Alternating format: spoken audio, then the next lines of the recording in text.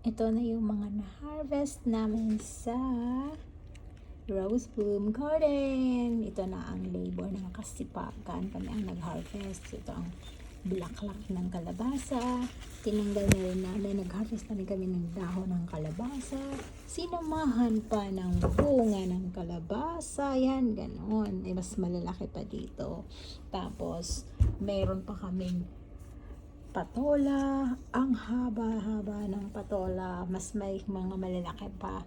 Tapos, yan, alugbate. Ma-amaze ka. Kasi ang alugbate niya is sobrang laki ng dahon. Kung gaano kalapad ng aking mga kamay. Yun, ganun siya. Oh, mas malaki pa, mas malapad pa siya. Plus, mayroon pa kaming na-harvest na dahon ng upo. Ayan, dahon ng upo. Fresh na fresh.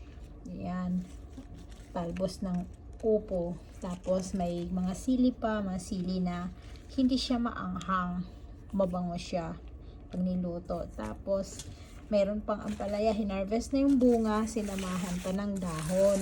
Ayan, may dahon pa. Santa pa, may bunga na, sinamahan pa ng mga dahon.